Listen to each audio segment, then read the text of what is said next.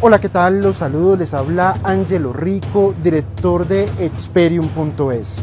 Creo que para todos es claro que el liderazgo político de Venezuela tiene un enfoque socialista y comunista y que tienen el objetivo de implementar en ese país el modelo cubano, el modelo económico, social y político cubano con todas sus consecuencias. Quédate con nosotros porque a continuación explicaremos paso por paso cuál ha sido la estrategia económica aplicada en ese país y que hoy por hoy lo tiene al borde del abismo. Así que quédate hasta el final porque aprenderemos muchas cosas. Comenzamos.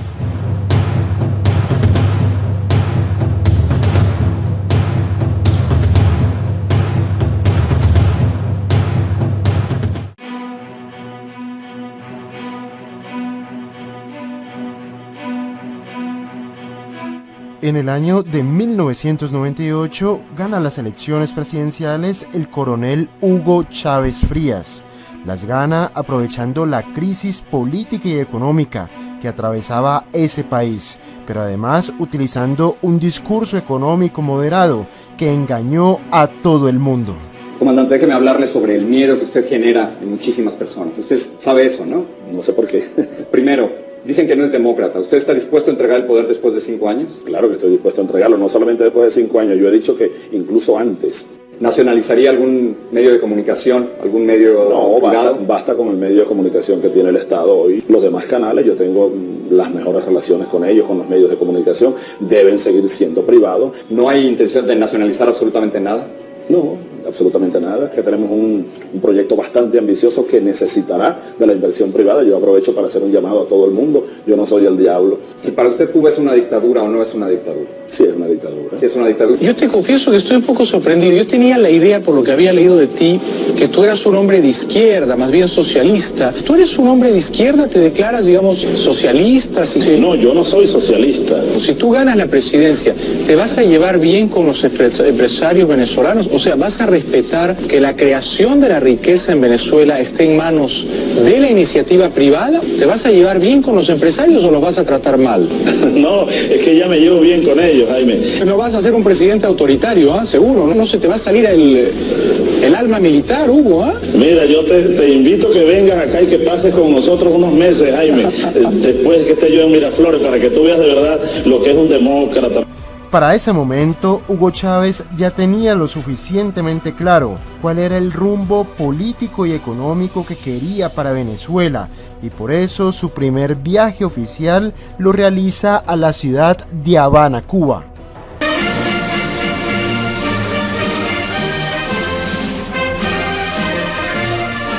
El siglo que viene para nosotros es el siglo de la esperanza, es nuestro siglo, es el siglo de la resurrección del sueño bolivariano, del sueño de Martí, del sueño latinoamericano.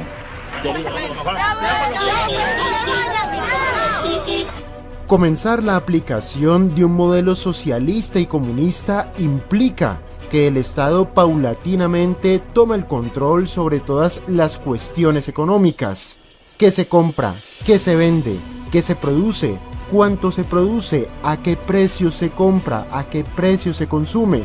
¿Cuánto se consume? Desodorante de 90 gramos, fíjate. Ellos lo venden en promedio a 17,8 bolívares. Y el precio que le vamos a poner, y esto lo voy a afirmar yo entre hoy y mañana, es de 13,5 bolívares. Minalba, agua mineral de 5 litros, 23 bolívares la venden.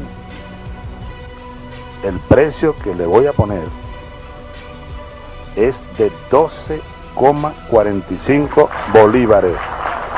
En una economía abierta de tipo capitalista o de libre mercado, es la interacción entre la oferta y la demanda lo que determina qué se produce en una economía y a qué precio. Pongamos el ejemplo de un artículo tecnológico como las tablets. En algún momento de la historia se puso de moda entre los consumidores el uso de estos aparatos electrónicos. A medida que la demanda por ellos aumentaba, también aumentó su precio y por lo tanto aumentó el beneficio para aquellos que las fabricaban y distribuían. Este aumento del beneficio o de la rentabilidad económica y también del tamaño del mercado para estos productos fue el incentivo necesario para que llegaran nuevos competidores a esta industria y con ellos más inversiones, más productos, más empresas. Se crearon nuevos empleos y según cómo evolucionaban las preferencias de los consumidores, los precios podrían subir o podrían bajar. El hecho es que en un ambiente de libertad económica, la oferta crea la demanda y la demanda crea la oferta.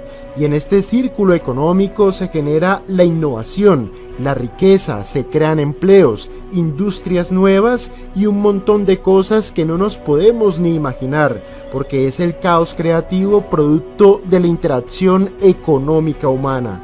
En Venezuela, llegado el coronel Hugo Chávez al poder, se comenzaron a tomar decisiones que implicaban ir en sentido contrario a lo que acabamos de explicar. Por antonomasia, un modelo económico socialista y comunista busca la igualdad, es decir, que todo el mundo tenga el mismo nivel de ingresos, que nadie gane más que nadie o que viva mejor que nadie. Ese es el objetivo económico principal. Señor Mendoza, si quiere ir para el cielo, usted sabe lo que dijo Cristo. Venda todo lo que tiene y repártalo entre los pobres. ¿Usted va a hacer eso? Mickey. ¿No lo van a hacer? Para lograr ese objetivo, todas las políticas del Estado se vuelcan a encontrar maneras de lograr una transferencia efectiva de recursos desde los más ricos hacia los más pobres. A esto se le denomina redistribución de la renta o redistribución de la riqueza. La forma en la que el aparato estatal intenta lograr este objetivo es subiendo los impuestos y con estos impuestos entregar subsidios a las personas más desfavorecidas, subsidios de alimentos, subsidios educativos, de transporte o de salud. La creación de los subsidios en un sistema político socialista no persigue el objetivo de satisfacer las principales necesidades humanas de los sectores económicos más desfavorecidos, que es lo que en apariencia buscan. Lo que persiguen realmente lograr es la dependencia económica de la gente frente al Estado, lograr su lealtad política y desarrollar un espíritu servil frente al aparato estatal y frente al partido de gobierno. Esta parte es muy importante porque sobre todo en los sectores económicos más pobres y menos educados se desarrolla la creencia de que el Estado lo debe proveer todo, que todo depende del gobierno y que por lo tanto ellos ya no se tendrán que esforzar. Esta sola acción corta de golpe el espíritu emprendedor de las personas y por lo tanto elimina la energía que genera riqueza en los países. La segunda forma en la que un Estado de izquierda radical intenta la redistribución de la riqueza es a través de las expropiaciones. La expropiación sin criterios económicos de por medio, sino con criterios políticos. Es la eliminación brutal del derecho a la propiedad privada, y el derecho a la propiedad privada es el corazón del capitalismo, del mercantilismo y del emprendedurismo, que es expropiar con criterios económicos. Es por ejemplo cuando se construye una autopista y el trazado de la obra implica derrumbar algunas casas o comprar algunos terrenos. En estos casos, en un Estado moderno de derecho, primero se hace una oferta económica a los propietarios y si ellos no quieren vender, se ejecuta un procedimiento judicial. Escuchen bien por favor, judicial, no político. Se ejecuta un procedimiento judicial de expropiación, ya que prima el bien común sobre el bien individual. Pero en todos los casos, los dueños recibirán una compensación económica. Por el contrario, expropiar por criterios políticos o ideológicos es lo siguiente. Bien bonito. Ese edificio ahí, ¿qué es? Ese es un teatro antiguo, ¿no era? Ajá, pero eso está en manos del gobierno, ¿verdad? Sí, en este momento está en manos. ¿Y este edificio? Es un edificio que tiene comercio privado de joyería. Exprópiese. De acuerdo. Y aquel edificio allá en la esquina, También son edificios que tienen locales comerciales. bueno, exprópiese. ¿Cómo lo presento? Este edificio aquí, ¿cuál es? También es un edificio que tiene locales comerciales de propiedad privada, por lo tanto. Exprópiese, señor alcalde. Exprópiese. Cuando comienzan las expropiaciones por criterios ideológicos de manera arbitraria, es lógico que los agentes económicos entren en pánico. Nadie quiere perder el dinero ganado con esfuerzo durante décadas, solamente porque un orangután de estos, con poder político, les quiere quitar sus activos a dedo, sencillamente porque se le ocurrió o porque se le dio la gana.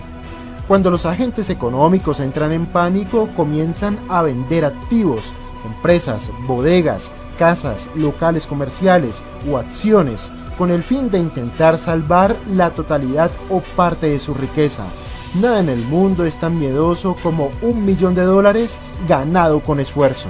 La clase media y los ricos, ante la incertidumbre política y económica, venden activos locales, en este caso denominados en bolívares, y con estos bolívares compran dólares o euros, que sacan del país para abrir cuentas o invertir en el exterior y de esta manera ponerse a cubierto. A medida que se venden bolívares para comprar euros o dólares, el bolívar se devalúa y la devaluación encarece los precios, sobre todo de los productos importados, y termina por generar inflación. Este punto también es muy importante porque Venezuela es una economía petrolera, poco diversificada y por lo tanto importa casi todo lo que consume. Si ocurre una fuerte devaluación de la moneda local, que en este caso es el bolívar, aparece la inflación y la inflación destruye el valor del dinero, el valor de la riqueza y el valor de los activos económicos. En este caso la inflación es producto de la devaluación de la moneda local, el bolívar, y esta se devalúa producto de la fuga de capitales. Y la fuga de capitales es ocasionada por la incertidumbre política y económica. El gobierno populista de Venezuela, ante la inflación y ante la devaluación provocada por ellos mismos, por el terror económico que ocasionan, toman dos tipos de decisiones económicas trascendentales que son una burrada. Primero, el control de precios y segundo, el control de cambios. Control de precios es lo siguiente. Imagina un empresario que importa latas de atún y cada lata de atún la importa a un precio de $2 en los mercados internacionales.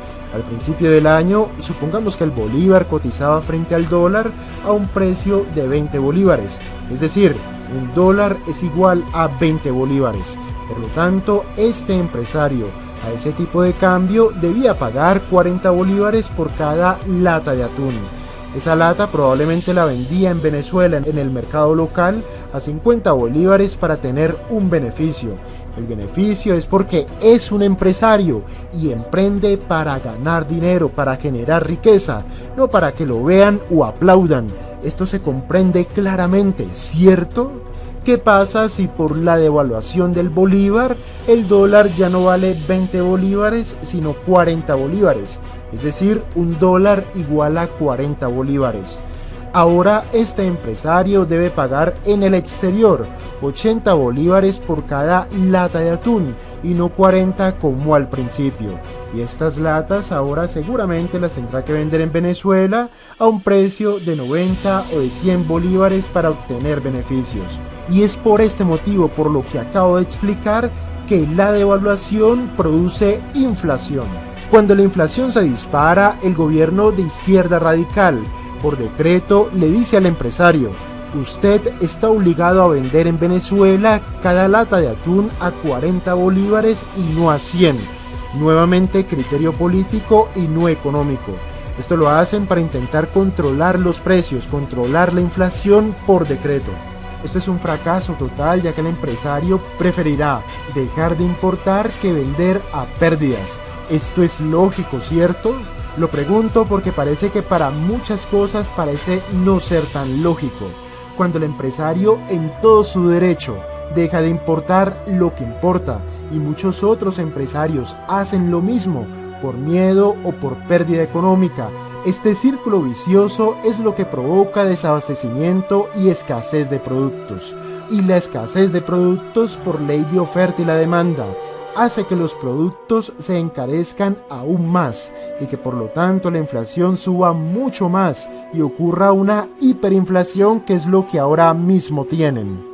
Cuando los empresarios se niegan a producir o a importar a pérdidas, el gobierno socialista expropia, les quita su empresa y, entre comillas, se la entrega al pueblo para que la ponga a producir.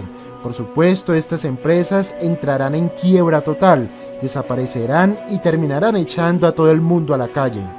La segunda medida económica que toman para evitar la devaluación en este caso es el control de cambios. Pero, ¿qué es el control de cambios?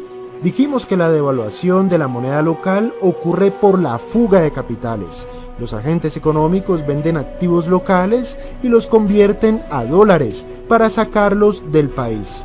Esta salida de divisas la intenta controlar el gobierno a través del control de cambios, que en esencia es lo siguiente.